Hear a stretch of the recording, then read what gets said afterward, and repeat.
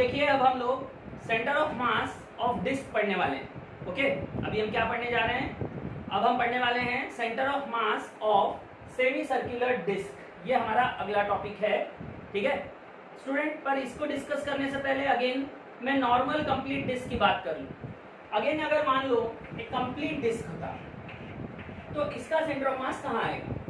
अब एक्सपेरिमेंट भी मैं कर चुका हूँ और आप लोगों को मैं समझा भी चुका हूँ कि अगर मास यूनिफॉर्मली डिस्ट्रीब्यूटेड है, अगर मास यूनिफॉर्मली डिस्ट्रीब्यूटेड है, जैसा कि मैं राइट नाउ मान रहा हूँ कि इसका मास यूनिफॉर्मली डिस्ट्रीब्यूटेड है, ओके, तो इसका सेंटर ऑफ मास इसके ज्योमेट्रिकल सेंटर से क्या हो जाएगा? सेंटर ऑफ मास और इसका ज्योमेट्रिकल सेंटर कोइंसाइड हो जाएगा, यानी डिस्क का सेंटर ऑफ मास उसके ज्योमेट्रिकल सेंटर पे आता है। ओके, बट अब मैं अगर इसको बीच से काट दूं, यानी सेमी सर्कुलर डिस्क, चलिए तो देखते हैं सेमी सर्कुलर डिस्क के बारे में क्या होगा। तो अगर मैं मान लो एक सेमी सर्कुलर डिस्क लेता हूं, तो सेमी सर्कुलर डिस्क का सेंटर ऑफ मास कहां आएगा? मान लो ये सेंटर है पूरे कंप्लीट डिस्क का, मास m है, रेडियस r है।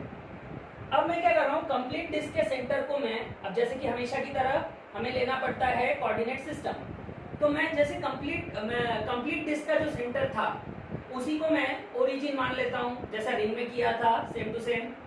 इसे ओरिजिन मान लो, हॉरिजॉन्टल लाइन को एक्स एक्सिस मान लो, वर्टिकल लाइन को वाई एक्सिस मान लो। ओके, हॉरिजॉन्टल लाइन को एक्स एक्सिस, वर्टिकल लाइन को वाई एक्सिस, और डिस्क का मास क्या है? m, radius r।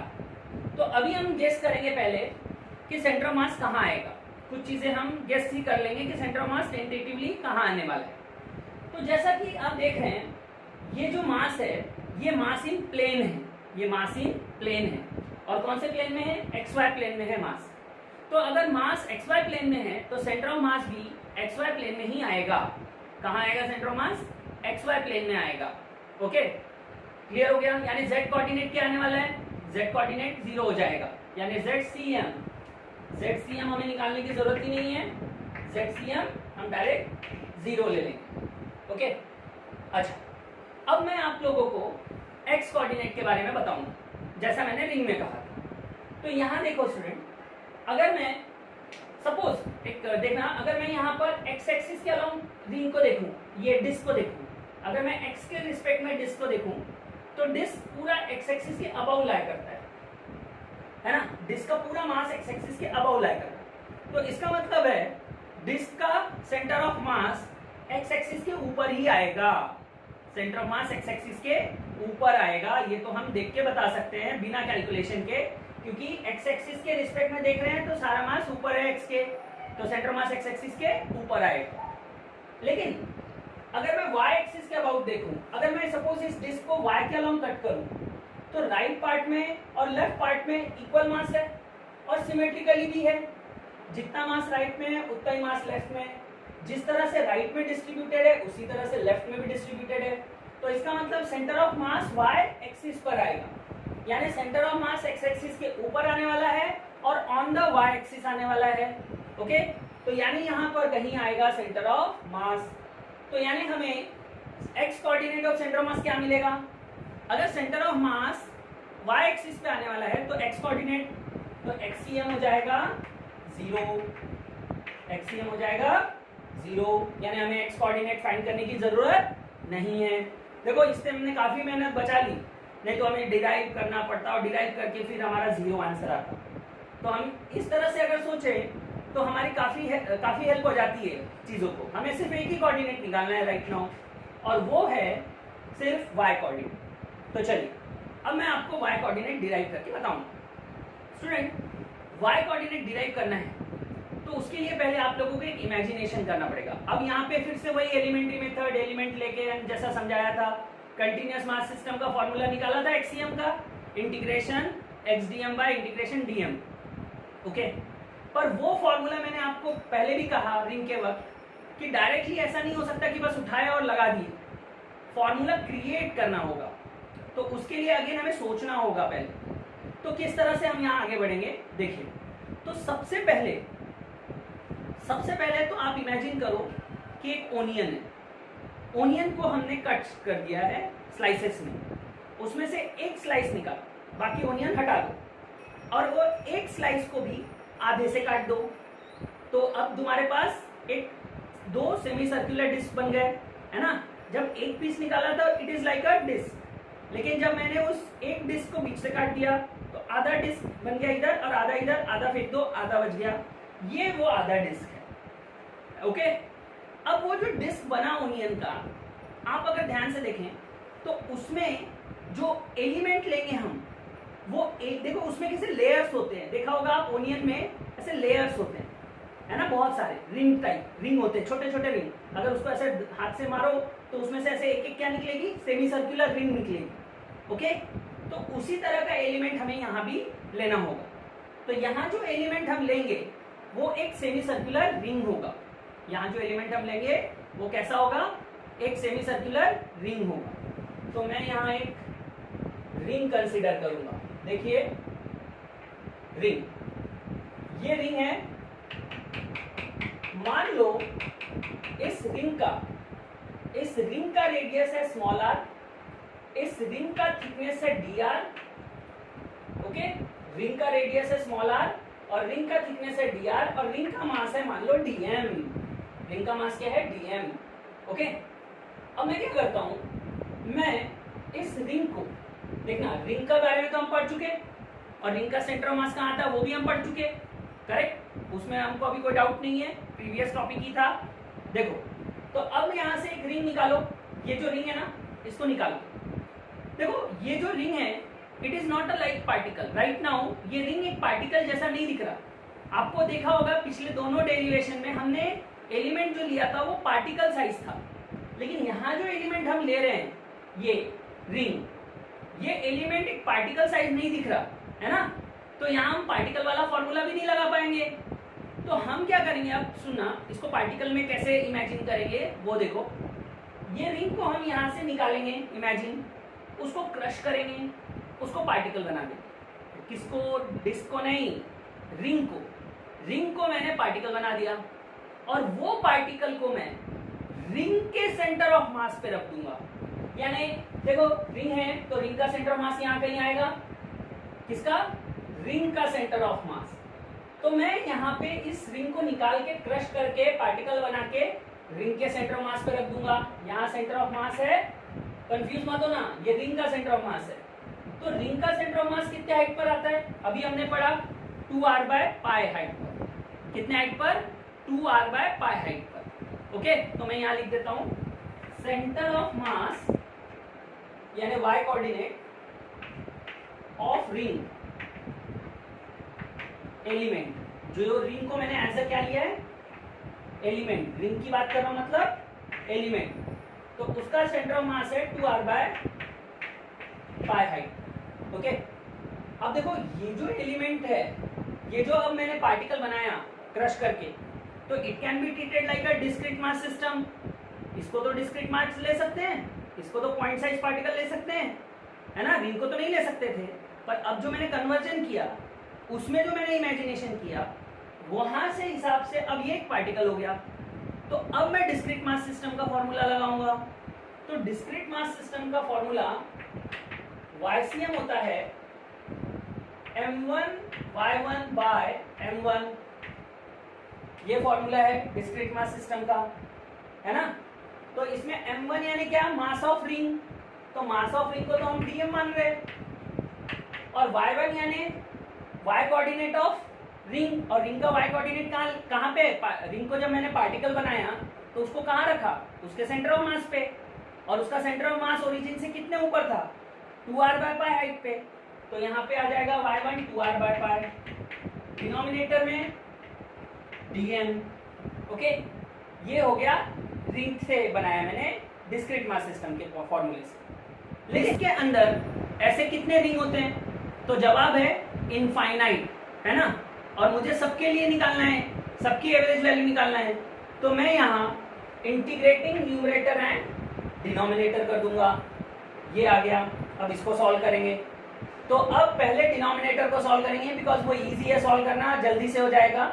डिनोमिनेटर में इंटीग्रेशन की लिमिट है 0 to m integration of dm m upper limit m minus lower limit 0, m minus 0, m denominator m आ गया। What about numerator? 1 मिनट, यहाँ पे मैंने एक चीज अलग लिख दी थी 2r, पर अब न्यूमरेटर पे देखो, न्यूमरेटर इतना इजी नहीं है। न्यूमरेटर में इंटीग्रेशन m के रिस्पेक्ट में, पर वेरिएबल r का है, तो सच इंटीग्रेशन इज नॉट पॉसिबल। तो अब मैं यहाँ पे dm को dr में कन्वर्ट कर दूंगा, dm को dr में कन्वर्ट कर दूंगा।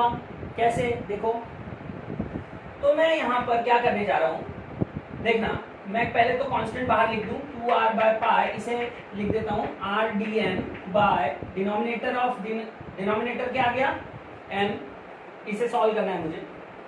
ओके, अब इसका वेट करना, अब मुझे dm को dr में कन्वर्ट करना है ना।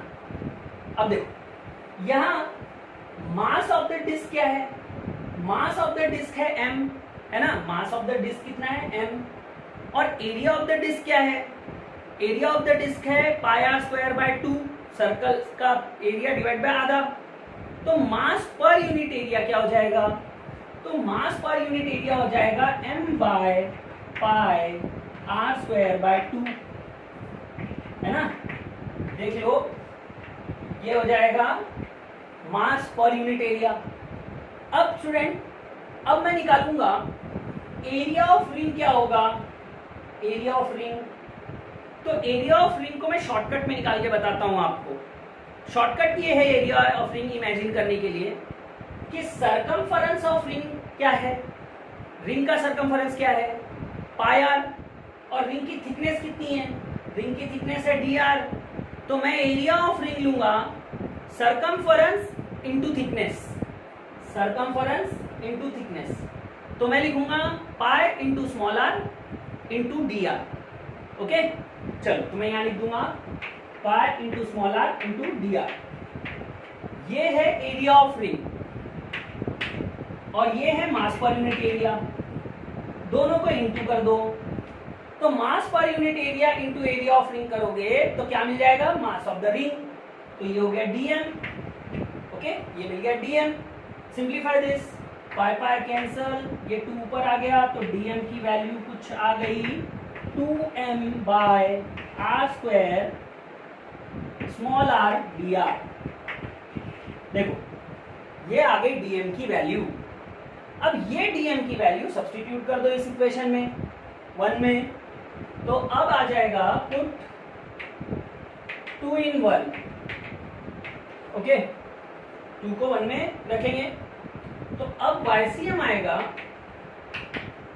YCM कैसा आएगा देखो, तो यहाँ पे पहले ही क्या बाहर है 2 बाय पाई m ऑलरेडी बाहर है, और जब इसको पुट करोगे वहां तो इसका भी कांस्टेंट बाहर आ जाएगा, तो बाहर आ जाएगा 2m by r square integration, और ये r और ये r मिलके बन जाएगा are square dr।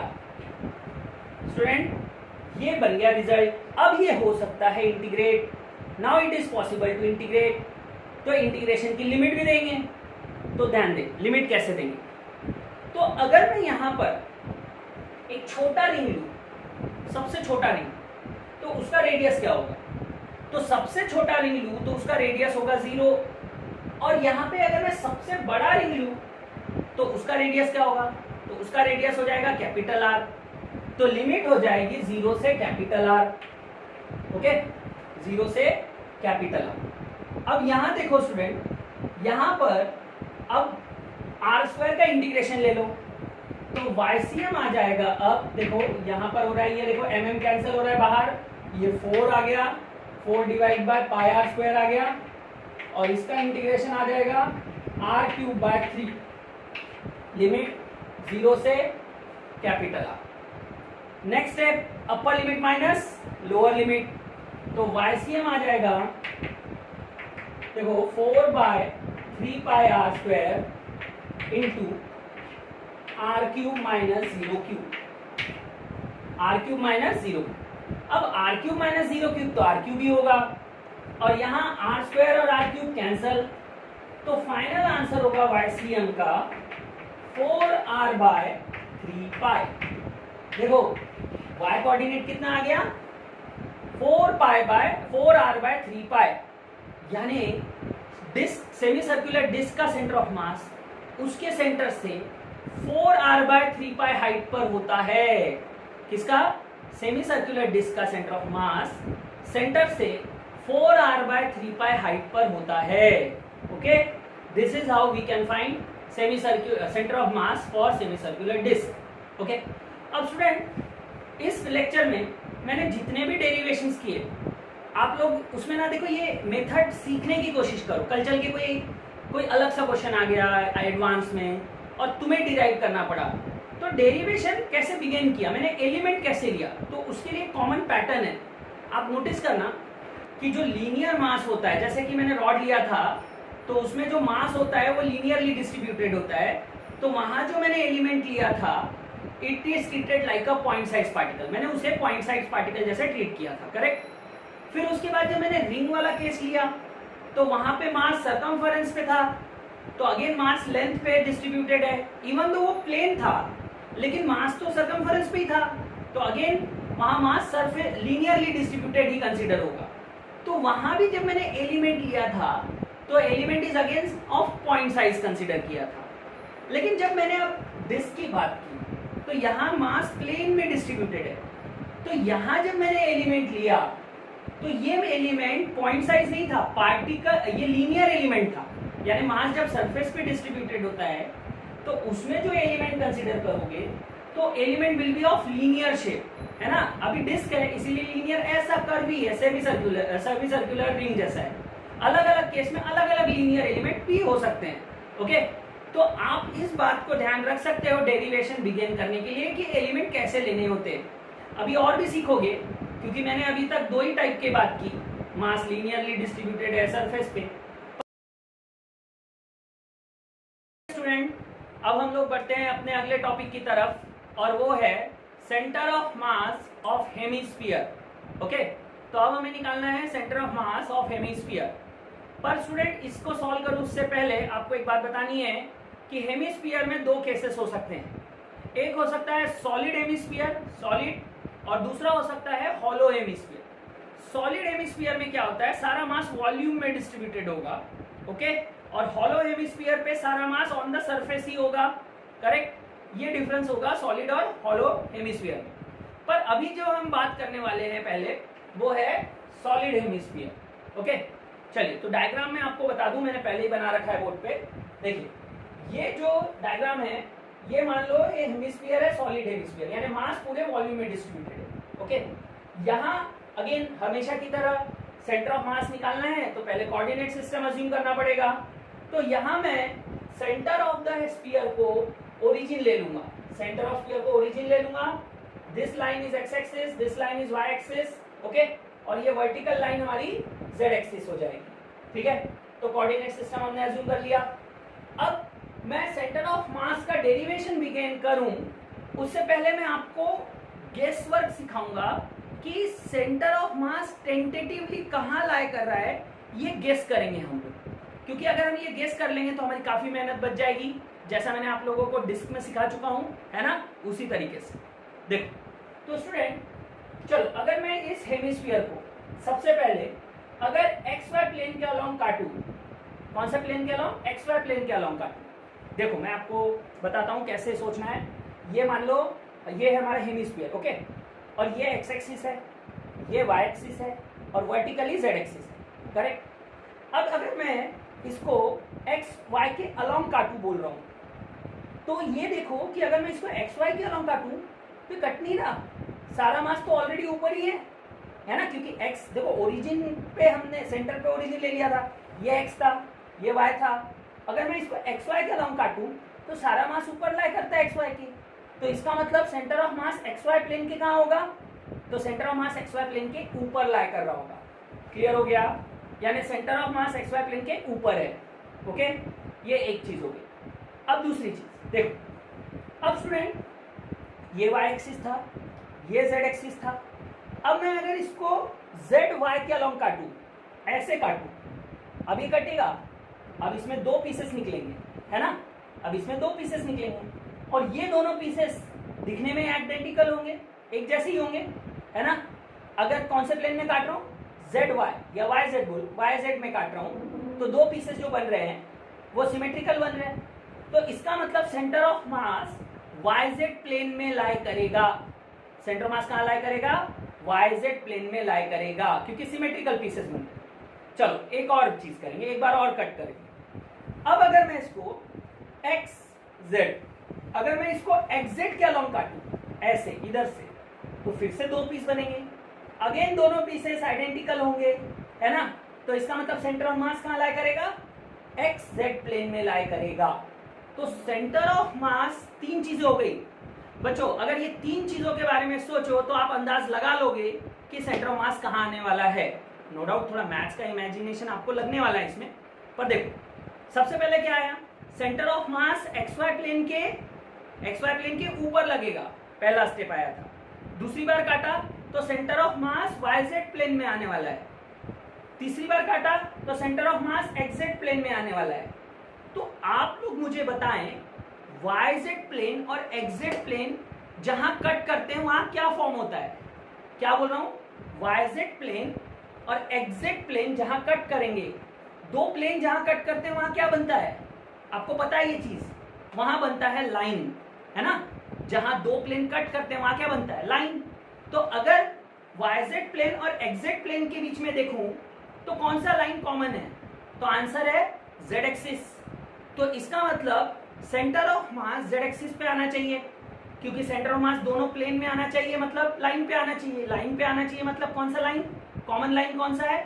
Z axis. तो centre of mass Z axis पे आएगा। और तीसरी चीज, पहली बार जो सबसे पहले बताया था कि XY प्लेन के ऊपर आने वाला है, तो यहां पर हमें पता चल गया कि सेंटर ऑफ मास समवेयर यहां आएगा Z एक्सिस पर, है ना? अब अगर centre of mass Z axis पे आएगा तो XCM कितना? 0। YCM कितना? 0। देखो हमारी मेहनत बच गई, X और Y कोऑर्डिनेट हमारा आ गया, बिना कुछ किए, बिना कोई मैथमेटिक्स लगाए, हमें सिर्फ इमेजिन करना था। ओके, लेकिन अभी एक कोऑर्डिनेट बचा है और वो है Z कोऑर्डिनेट। तो Z coordinate of centre of मास क्या आएगा? चलो इसके लिए तो पूरा मैथमेटिक्स ही लगाना पड़ेगा, कोई चॉइस नहीं। तो देखो वैसे तो याद है आपको ZCM का फॉर्मूला क्या था कंटिन्यूअस मास सिस्टम में? Integration ZDM bye integration DM, ये फॉर्मूला है जो मैंने डिराइव करके दिया। लेकिन ये फॉर्मूला हम ऐसा नहीं कर सकते कि डायरेक्टली उठाए और लगा दिया, मैंने आपको बता भी चुका हूं, ऐसा करना सही नहीं है। फॉर्मूला डिराइव नहीं करना है, फॉर्मूला डायरेक्ट नहीं लगाना है, उसको स्टेप बाय स्टेप डिराइव करना है यहाँ पे, तब जाके आपको सही तरीके से समझेगा। देखो तो सबसे पहला स्टेप एलिमेंट लेंगे, तो एलिमेंट कैसा लेंगे? तो स्टूडेंट ये जो हेमिस्फीयर है ना, इमेजिन कि मैंने इसको XY एक्सिस के पैरेलली ऐसे स्लाइसेस में काट दिया, जैसे कि एक ओनियन मान लो, एक हेमिस्फीयर की जगह ओनियन का हेमिस्फीयर ले लो। ओके, और इस ओनियन का जो हेमिस्फीयर है इसको मैंने ऐसे स्लाइसेस में काट दिया। ओके, अब सोचो अगर मैं उसमें से एक स्लाइस निकालूं तो वो स्लाइस कौन से शेप का दिखेगा? अगर मैंने हेमिस्फीयर को स्लाइसेस में काटा तो एक स्लाइस अगर मैं निकालूं हेमिस्फीयर का तो वो कौन सा शेप का दिखेगा? इमेजिन हो रहा है? वो होगा डिस्क। कौन सा शेप दिखेगा? डिस्क। ओके, लेकिन मैं यहाँ 3D फिगर तो शो नहीं कर सकता, तो मैं इसको डिस्क ना दिखाते हुए, अच्छा अगर चलो तुम्हारे लिए मैं कोशिश करता हूँ, पर डिफिकल्ट होगा, उससे थोड़ा सा यहाँ दिखने में कॉम्प्लिकेशंस बढ़ जाएंगे। तो देखो इसमें ऐसा बनेगा कुछ, देखो ऐसा एक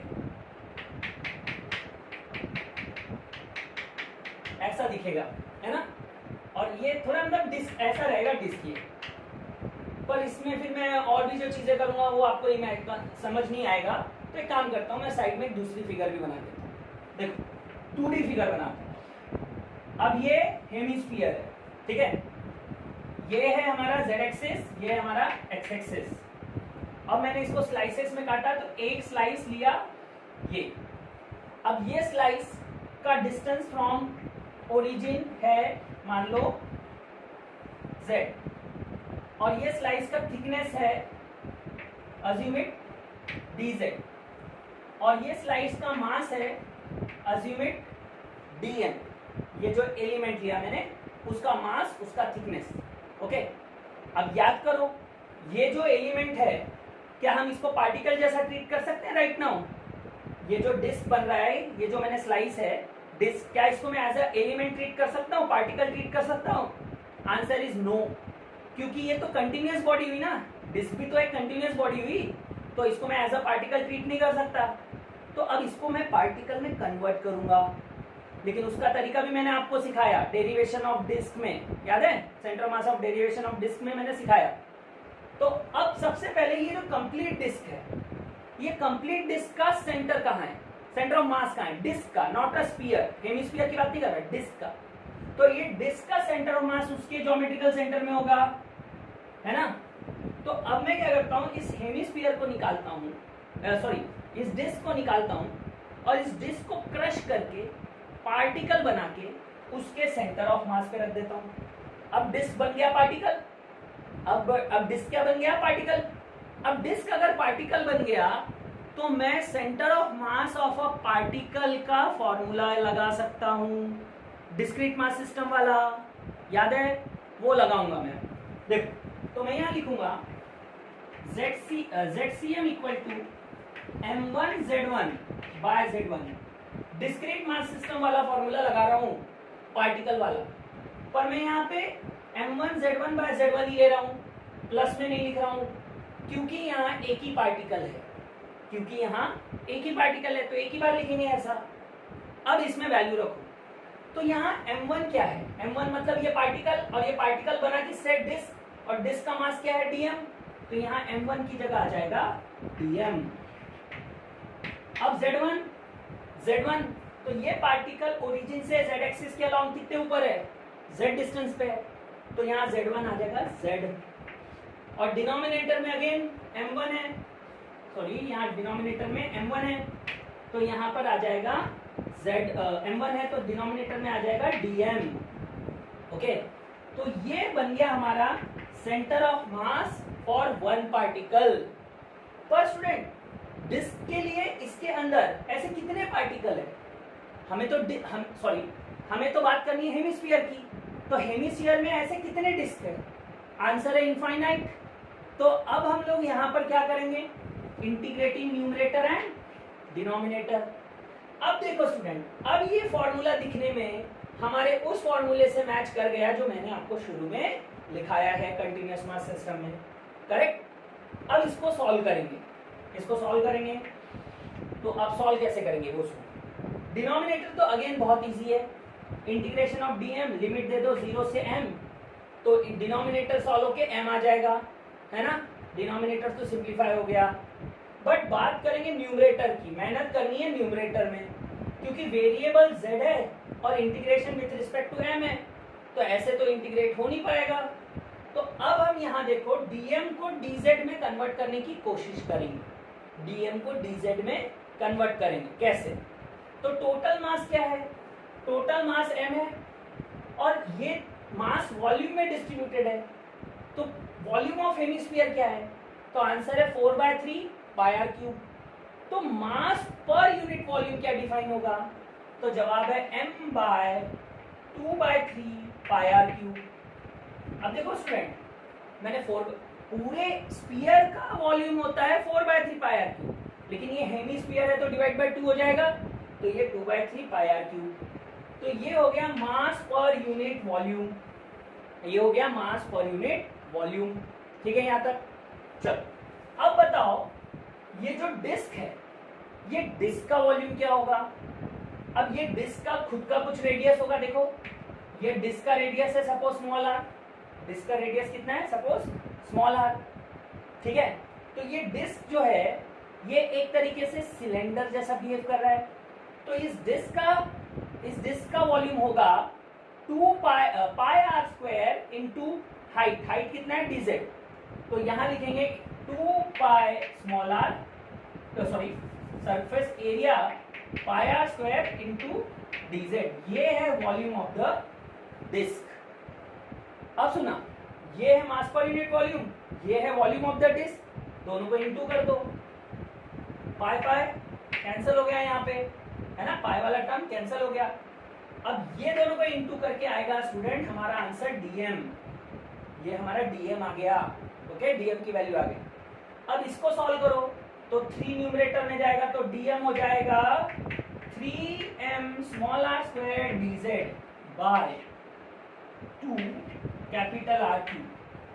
चलो ये dm की वैल्यू मैं यहां सब्स्टिट्यूट कर देता हूं राइट नाउ। तो अब ये हो गया ZCM इक्वल टू, देखना इसमें से जो कांस्टेंट टर्म है उसको मैं बाहर लिख दूंगा पहले से, तो 3m बाय 2r क्यूब, ठीक है, integration r square z dz,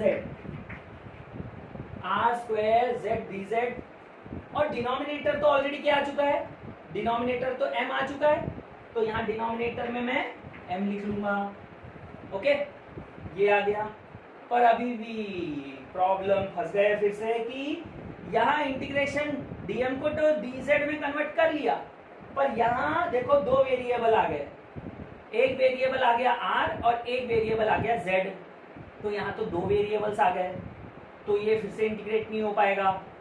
अब यहाँ पे हम r को रिप्लेस करने की कोशिश करेंगे z से, अब हम यहाँ r स्मॉल r को रिप्लेस करने की कोशिश करेंगे z से, कैसे कर पाएंगे वो सुनो।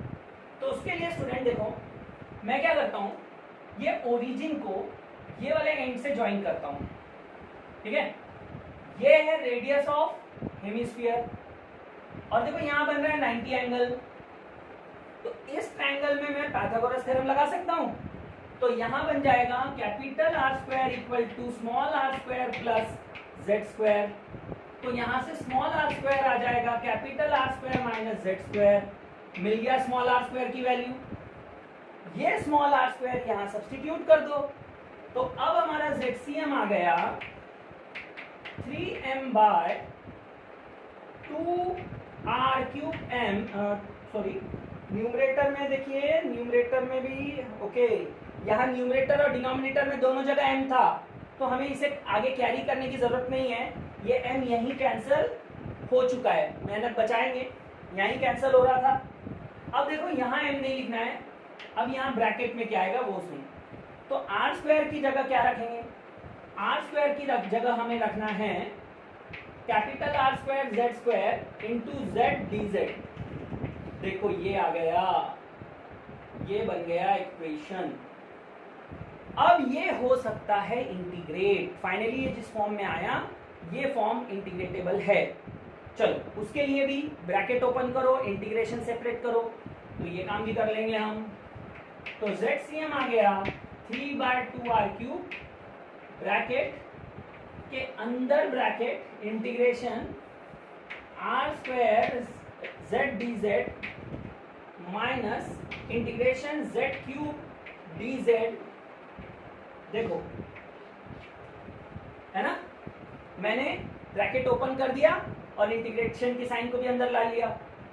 अब इसकी लिमिट देनी है, लिमिट, तो देखो स्टूडेंट ये जो हेमिस्फीयर है इसका सबसे नीचे वाला डिस्क यहाँ आएगा, सबसे नीचे वाला एलिमेंट यहाँ बनेगा, तो इसका रेडियस, इसका z क्या होगा, देखो यहाँ पे डिस्क लिया तो डिस्टेंस z है, लेकिन सबसे नीचे अगर एलिमेंट लेंगे तो ओरिजिन से उसका डिस्क क्या होगा, 0, ओरिजिन से उसका डिस्टेंस क्या होगा 0, तो यानी यहाँ लोअर लिमिट 0 हो गई।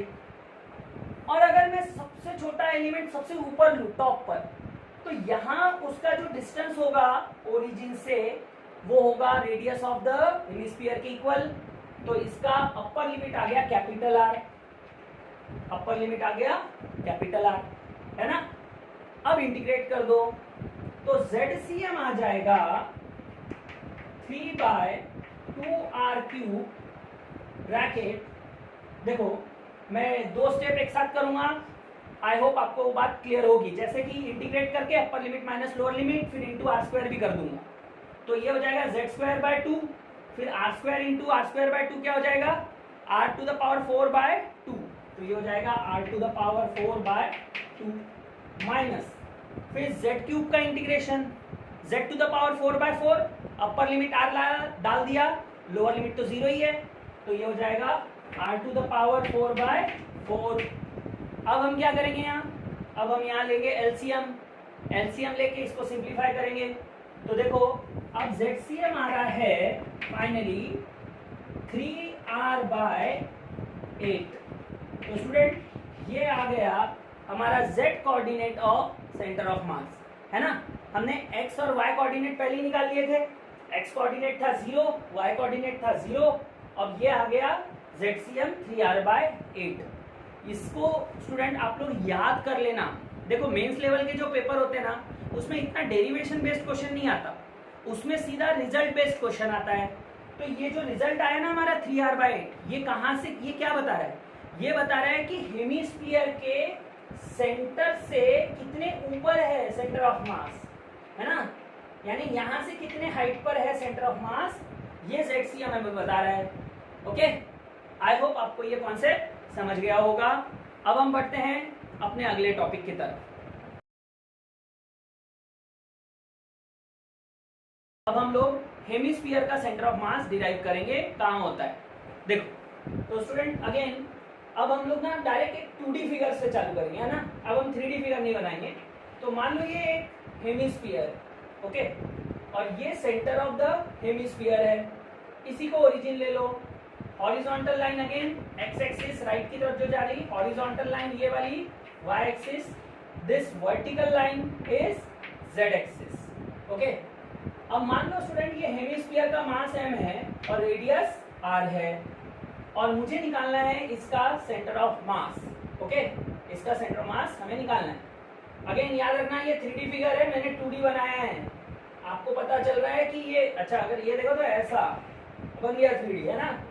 अब इसका भी सेंटर ऑफ मास मुझे निकालना है, तो पहले हम टेंटेटिवली गेस कर लेंगे कि सेंटर ऑफ मास कहाँ आएगा। तो बिल्कुल वैसे ही गेस करना है जैसे पहले किया था मैंने सॉलिड हेमिस्फीयर के लिए, वैसे ही हॉलो हेमिस्फीयर के लिए गेस करना है। तो अगर देखो तो XY प्लेन के ऊपर है सेंटर ऑफ मास, है ना, और अगर मैं इसको YZ प्लेन के लिए काटूं तो सिमेट्रिकली कटेगा, और अगर मैं इसको XZ प्लेन से काटूं तो भी सिमेट्रिकली कटेगा, यानी centre of mass again Z axis पर ही आएगा। तो सेंटर ऑफ मास कहाँ आने वाला है? ऑन द Z एक्सिस, यहाँ आने वाला है सेंटर ऑफ मास। ओके, चलो अब मैं इसका 2D फिगर बना लेता हूँ बाजू में ही।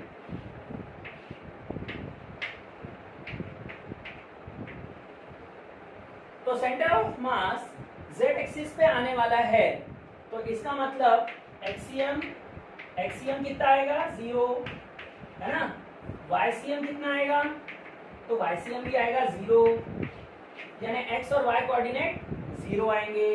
ओके, फिर अगेन अब मुझे ZCM निकालना है, तो डायरेक्ट ZCM का फॉर्मूला नहीं लगेगा, पहले हम स्टेप बाय स्टेप जाएंगे। तो उसके लिए हम इसको स्लाइसेस में काट देंगे, है ना, इसको कट करेंगे। तो अगर मैं इसमें से एक स्लाइस निकालूं तो वो एक स्लाइस का शेप क्या दिखेगा स्टूडेंट? यहाँ थोड़ा आपको इमेजिनेशन की जरूरत है। ये हॉलो हेमिस्फीयर था, है ना। अगर मैं इसको ऐसे XY प्लेन के पैरेलल ऐसे से काट दूं तो इसमें से जो एक स्लाइस निकलेगा वो एक स्लाइस कौन सा रहेगा, कौन से शेप का रहेगा? तो आंसर है रिंग। तो वो एक स्लाइस कौन से शेप का रहेगा? रिंग। ओके, तो अब मैं यहाँ पर, यानी अगर मैं यहाँ बनाऊं तो अगेन ऐसा, है ना, पर रिंग का मास उसके पेरीफेरी पे होता है, सरफेस पे नहीं। पिछली बार ऐसा भी शेड दिया था, पर इस बार ऐसा शेड नहीं दूंगा। ओके, तो 2D में कैसा दिखेगा? तो ये 2D फिगर होगी। अगेन इसका डिस्टेंस मान लो ओरिजिन से z है, इसकी थिकनेस मान लो dz है, और मास है मान लो dm, ये एलिमेंट का डिस्टेंस फ्रॉम ओरिजिन। इसके देखो, यानी ये जो रिंग है, रिंग का जो सेंटर है वो यहाँ से z डिस्टेंस पे है। ओके, इसका थिकनेस dz है मान लो, उसका मास dm है मान लो। ओके, पर ये जो एलिमेंट मैंने लिया रिंग, अगेन ये एलिमेंट पॉइंट साइज पार्टिकल नहीं है, एक्सटेंडेड बॉडी है, तो इसको पॉइंट साइज में कन्वर्ट कराना है। तो क्या करेंगे? इसे बाहर निकालो, क्रश करो, पार्टिकल बना के उस रिंग के सेंटर ऑफ मास पे रख दो। अब कंप्लीट रिंग का सेंटर ऑफ मास कहाँ आता है? उसके ज्योमेट्रिकल सेंटर पे। तो यहाँ रिंग का ये वाले रिंग का सेंटर ऑफ मास यहाँ आएगा। रिंग का, अभी हेमिस्फीयर हॉलो हेमिस्फीयर नहीं बोल रहा हूँ, रिंग का यहाँ। तो इसको निकाला, क्रश किया, पार्टिकल बनाया, उसके सेंटर पे रखा। ओके, अब चलो, अब बन गया पार्टिकल। अब इसको तो ले सकते हैं हम पॉइंट साइज पार्टिकल, तो इसके लिए मैं डिस्क्रीट मास सिस्टम का फॉर्मूला लगा सकता हूं। तो अब मैं यहां लिखूंगा ZCm m1z1 बाय m1, है ना। अब इसमें m1 क्या है, dm, z1 z upon dm, ये तो एक एलिमेंट का हुआ। पर इस हेमिस्फीयर में ऐसे कितने एलिमेंट है, तो आंसर है इनफाइनाइट एलिमेंट है ऐसे। तो मैं सबके लिए ऐसा एक एक करके निकालूंगा और ऐड करूंगा, तो वो काम कौन करता है, इंटीग्रेशन। तो यहाँ हम इंटीग्रेटिंग डिनोमिनेटर एंड न्यूमरेटर कर देंगे। अब लिमिट देंगे, तो डिनोमिनेटर की लिमिट 0 से m हो जाएगी, तो डिनोमिनेटर तो पता है हमेशा की तरह m ही हो जाएगा, डिनोमिनेटर में तो कोई प्रॉब्लम नहीं है। पर न्यूमरेटर में थोड़ा प्रॉब्लम है, वेरिएबल z है, इंटीग्रेशन m के रिस्पेक्ट में not possible, such integration is not possible. तो अब मैं यहाँ dm को फिर से dz बनाऊंगा, dm को क्या बनाऊंगा, dz बनाऊंगा। तो dm को dz कैसे बनाएंगे वो भी सुनो। तो यहाँ पर मास कितना है, मास है m, है ना, मास है m, और m मास कितने एरिया पे डिस्ट्रीब्यूटेड है, नॉट ऑल वॉल्यूम, है ना। ये हॉलो हेमिस्फीयर है, अंदर से खाली है, तो सारा मास ऑन द सरफेस है। तो मास पर यूनिट एरिया निकालेंगे, तो मास पर यूनिट एरिया हो जाएगा m by 2 pi capital R square. ये मास पर यूनिट एरिया ऑफ हेमिस्फीयर हुआ। अब हम निकालेंगे एरिया ऑफ रिंग। तो स्टूडेंट रिंग का एरिया क्या होगा, तो रिंग का एरिया होगा रिंग का सरकमफेरेंस इनटू थिकनेस। तो रिंग का सरकमफेरेंस निकालना है, तो रेडियस है उसका स्मॉल r, तो उसका सरकमफेरेंस है 2 पाई स्मॉल r, है ना, और थिकनेस है dz। तो एरिया ऑफ द रिंग हो जाएगा 2 पाई स्मॉल r dz। अब अगर इन दोनों को इनटू कर दें तो मुझे मिल जाएगा मास ऑफ द रिंग, ये मिल गया मास ऑफ द रिंग। अब यहाँ पाई पाई कैंसल हो गया, अब देखो 2 2 भी कैंसल हो गया, तो यहाँ dm आएगा m into small r into dz by capital R square, ये आ गया dm। ये dm की वैल्यू यहाँ सब्स्टिट्यूट कर दो न्यूमरेटर में, डिनोमिनेटर में नहीं, डिनोमिनेटर सॉल्व हो जाता है, न्यूमरेटर में। तो यहाँ आंसर आ जाएगा, देखना ZCm equal to m by R square integration R into z into dz upon m। देखो ये डिनोमिनेटर वाला m है ना, denominator integration of dm m, तो ये आ रहा है। ओके, बाकी को यहाँ पे जो था मैंने रख दिया। अब ये mm कैंसिल हो गया, तो ये आ गया ZCm equal to 1 by R square integration RZ dz। Student अभी भी ये इंटीग्रेशन सॉल्व नहीं हो सकता, क्योंकि यहाँ पे R है वेरिएबल, Z है वेरिएबल, और dz के रिस्पेक्ट में इंटीग्रेशन है, दो अलग वेरिएबल्स हैं यहाँ, है ना। तो अब इसको फिर से हमें कुछ करना पड़ेगा, कुछ चेंजेस करने होंगे। तो क्या करेंगे अब हम लोग, देखो अब हम लोग क्या करेंगे कि अब हम ये जो एलिमेंट है इसके दोनों एंड को सेंटर से ज्वाइन कर देंगे। ओके, और यहाँ जो एंगल बनेगा वो हम थीटा ले लेंगे, यानी एक्स एक्सिस से जो एंगल बनेगा, और एंगल बिटवीन द लाइन को हम लोग डी थीटा ले लेंगे। ओके, समझ में आ गया आपको। ये दोनों एलिमेंट के देखो दोनों एंड को मैंने सेंटर ऑफ द हेमिस्फीयर से ज्वाइन किया, तो ये एंगल थीटा है, ये एंगल डी थीटा है। अब मैं क्या करूंगा, ये एंगल अगर थीटा है स्टूडेंट, तो मैं इस एंगल को थीटा ले सकता हूँ। ओके, अल्टरनेट एंगल, तो ये थीटा ले सकता हूँ मैं। अब मैं इस ट्रायंगल में स्टूडेंट, इस ट्रायंगल में मैं लगाऊंगा साइन थीटा की वैल्यू, तो साइन थीटा हो जाएगा, देखो साइन थीटा हो जाएगा z बाय r, ये हाइपोटेनियस क्या है r, तो z क्या आ जाएगा, साइन थीटा हो जाएगा z बाय r, तो z हो जाएगा r साइन थीटा। ये z की वैल्यू मिल गई, जो मैं z की जगह रख सकता हूँ इस एक्सप्रेशन में। और मैं इसी ट्रायंगल में अगर cos थीटा लगाऊं, तो cos थीटा हो जाएगा एडजेसेंट अपॉन हाइपोटेनियस, यानी cos थीटा हो जाएगा small r by capital R, तो स्मॉल r की जगह कैपिटल R रख देंगे। ओके, ये भी रख सकते हैं हम। अब सुनो, अब लेकिन जैसे ही मैं z और r की जगह ये दोनों टर्म को रखूंगा तो वहां थीटा वेरिएबल आ जाएगा, यानी z वेरिएबल हट गया, r वेरिएबल हट गया, थीटा वेरिएबल आ गया। तो अब वहां dz नहीं चाहिए, d थीटा चाहिए। ओके, तो उसके लिए मैं क्या करूंगा, उसके लिए देखो मैं यहाँ पर एक प्रॉपर्टी लगाऊंगा, angle equal to arc length upon radius. Angle equal to arc length upon radius. तो यहाँ एंगल है ये वाला डी थीटा और आर्क लेंथ है हमारा dz, आर्क लेंथ है हमारा dz और रेडियस है कैपिटल R। तो इससे मुझे dz की वैल्यू मिल जाएगी r d थीटा। इससे मुझे dz की वैल्यू मिल जाएगी r d थीटा। तो ये सारी वैल्यूज इक्वेशन में रख दो। तो अब हमारा ZCM आ जाएगा 1/r² integration r sin theta r cos theta into r d theta. देखो ये 3 आ गए। अब यहाँ 3 r आ गए, तो यहाँ पे 2 r तो कट जाएंगे इसके साथ, 1 r बाहर आ जाएगा।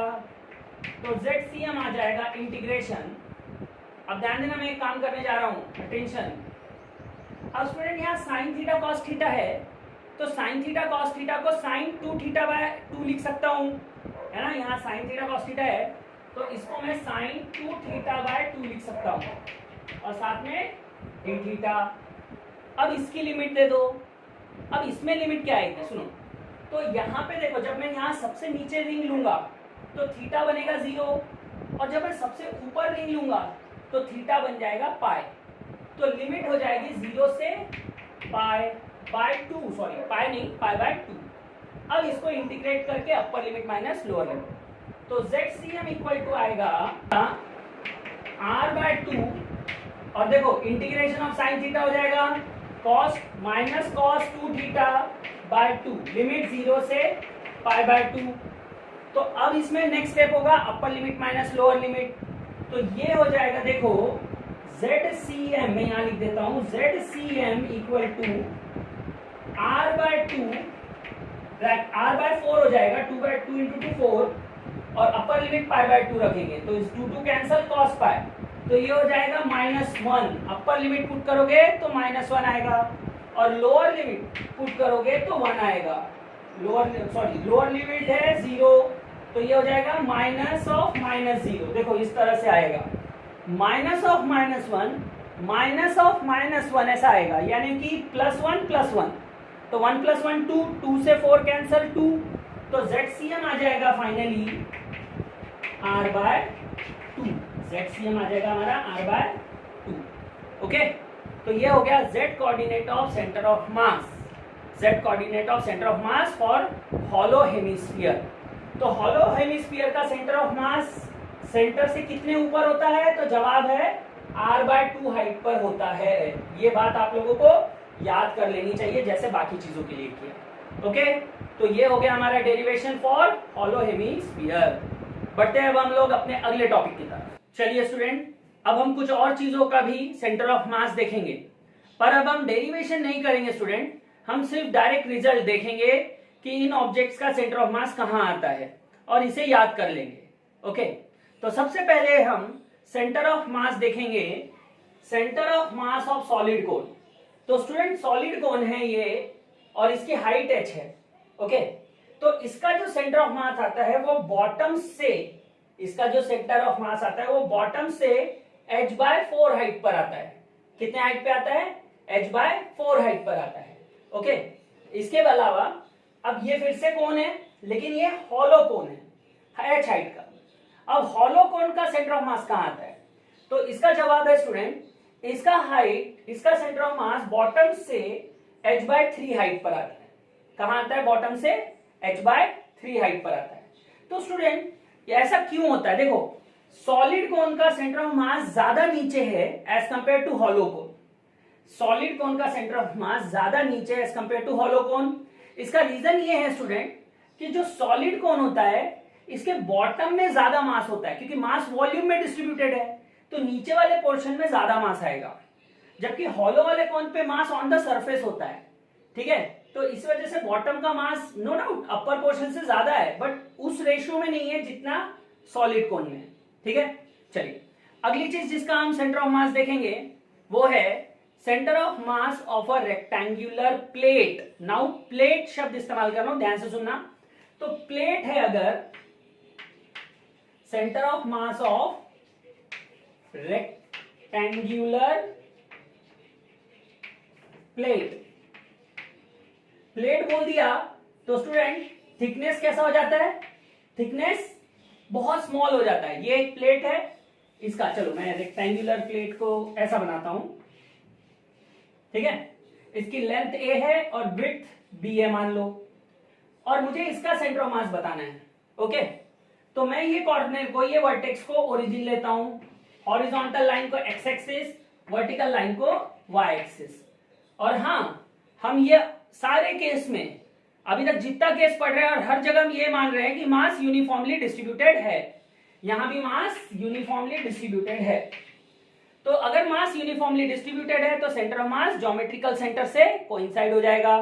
तो इसका सेंटर ऑफ मास इसके ज्योमेट्रिकल सेंटर पे आएगा। ओके, यहां आएगा, यानी जहां पर इस डायगोनल्स मीट करते हैं। ओके, तो कोऑर्डिनेट क्या हो जाएंगे सेंटर ऑफ मास के, coordinate of centre of mass.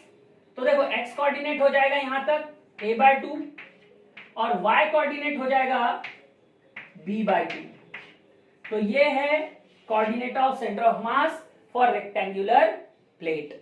Okay, अब और भी चीज हैं जिनके सेंटर ऑफ मास हमें देखना है, वो है coordinate of centre of mass for triangular plate. Triangular plate देखना ध्यान से, हम यहां पे अब बात कर रहे हैं centre of mass of triangular plate. तो स्टूडेंट अगर एक ट्रायंगुलर प्लेट है जिसका हाइट h है और बेस का विड्थ समथिंग है, ओके, तो इस ट्रायंगुलर प्लेट का सेंटर ऑफ मास कहां आएगा, तो इसका सेंटर ऑफ मास, देखो ये आइसोसेलेस ट्रायंगल है स्टूडेंट, ये भी ध्यान रखना, ये साइड इक्वल है। तो इसका सेंटर ऑफ मास का हाइट बॉटम से h/3 हाइट पर आएगा। बॉटम से कितने ऊपर आएगा, तो जवाब है बॉटम से h/3 हाइट पर आएगा। ओके, ये है centre of mass for triangular plate, वो है रेक्टेंगुलर प्लेट। ओके, तो अब हम देखेंगे centre of mass of cuboid. Cuboid, ठीक है। तो क्यूबॉइड क्या होता है, तो देखो क्यूबॉइड यानी अब ये 3 डायमेंशनल फिगर हो गया है ना, और इसका भी मास यूनिफॉर्मली डिस्ट्रीब्यूटेड है, length a, width b, height h। Okay, इसको ओरिजिन ले लेंगे, ये है मान लो x एक्सिस, ये है मान लो y axis, and suppose this is z axis. तो इसका सेंटर ऑफ मास भी इसके ज्योमेट्रिकल सेंटर में आएगा, और ज्योमेट्रिकल सेंटर के कोऑर्डिनेट क्या होंगे हमें पता है, सेंटर ऑफ मास के कोऑर्डिनेट क्या हो जाएंगे यहाँ, तो यहां सेंटर ऑफ मास के कोऑर्डिनेट हो जाएंगे a/2, b/2, h/2। ओके, देखो स्टूडेंट क्यूबॉइड एक तरीके से कैसे बनता है, तुम अगर ट्रायंगुलर प्लेट जो था हमारा, triangular plate, rectangular plate, sorry triangular नहीं, रेक्टेंगुलर प्लेट, रेक्टेंगुलर प्लेट के ऊपर प्लेट, प्लेट के ऊपर प्लेट ऐसे रखते जाओ, तो हाइट ऐसे बंच क्रिएट कर लो h हाइट तक, तो वो बन जाएगा रेक्टेंगुलर प्लेट। सो स्टूडेंट हमारा लेक्चर नंबर 3 हम यहीं खत्म करते हैं, और आज हम लोगों ने ऑलमोस्ट सारी चीजों के लिए सेंटर ऑफ मास क्या होता है, जो चीजें हमारे क्वेश्चन में पूछी जाती हैं वो पढ़ लिया है, और अगला क्लास में हम लोग इससे रिलेटेड न्यूमेरिकल्स लेंगे। ओके, और नया टॉपिक भी स्टार्ट करेंगे। Okay, see you student, thank you very much for attending the class, have a nice day.